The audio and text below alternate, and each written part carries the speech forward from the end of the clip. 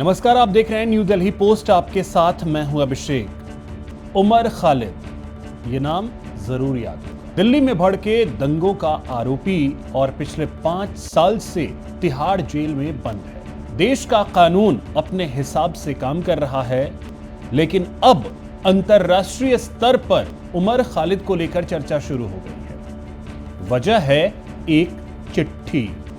जी हां, अमेरिका के न्यूयॉर्क शहर के नए नवेले मेयर जोहरान ममदानी के आंसू निकल रहे हैं। ममदानी ने अपने हाथों से लिखी एक चिट्ठी उमर खालिद के लिए भेजी है। उस चिट्ठी में लिखा है, डियर उमर, मैं अक्सर तुम्हारे शब्दों को याद करता हूं जिनमें तुमने कड़वाहट को खुद पर हावी न होने देने की बात कही। तुम्हारे माता पिता से मिलकर खुशी हुई, हमें तुम्हारी चिंता है। ममदानी के बाद 8 अमेरिकी सांसद खालिद के समर्थन में आ गए। सांसदों ने भारतीय सरकार से अंतर्राष्ट्रीय कानून के अनुसार खालिद के केस की सुनवाई करने की मांग करते हुए बुधवार को एक लेटर लिखा। हाउस रूल्स कमेटी के रैंकिंग सदस्य और Tom Lantos human right committee के को प्रेसिडेंट डेमोक्रेट जिम मैकगवर्न ने कहा कि इस महीने की शुरुआत में उन्होंने उमर खालिद के माता पिता से मुलाकात की थी। मैकगवर्न ने आगे कहा कि खालिद को भारत में बिना मुकदमे के 5 साल से अधिक समय से जेल में रखा गया है। अपने सहयोगियों के साथ मिलकर मैं यह आग्रह करता हूं कि उन्हें जमानत दी जाए और अंतर्राष्ट्रीय कानून के अनुसार और समय पर सुनवाई हो। खालिद के माता पिता दिसंबर 2025 में अमेरिका गए थे।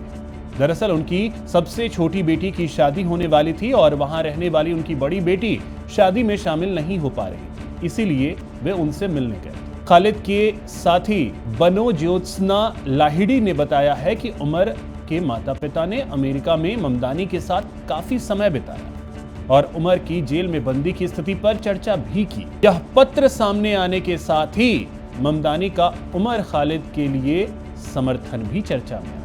ममदानी की चिट्ठी सामने आने के बाद बीजेपी ने ममदानी पर हमले तेज कर दिए। बीजेपी के राष्ट्रीय प्रवक्ता गौरव भाटिया ने कहा कि अगर भारत की संप्रभुता को चुनौती दी गई तो 140 करोड़ भारतीय प्रधानमंत्री नरेंद्र मोदी के नेतृत्व में एकजुट होकर खड़े होंगे। भारत की जनता को देश की न्यायपालिका पर पूरा भरोसा है।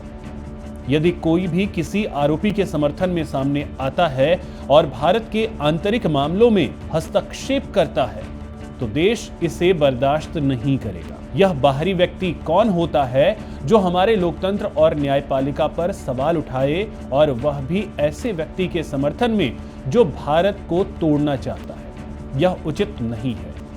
बहरहाल सवाल यह है कि भारत की कानून व्यवस्था भारत के संविधान के हिसाब से चले, इसलिए ममदानी का खालिद के प्रति ये प्रेम उन्हें अपने तक ही सीमित रखना चाहिए।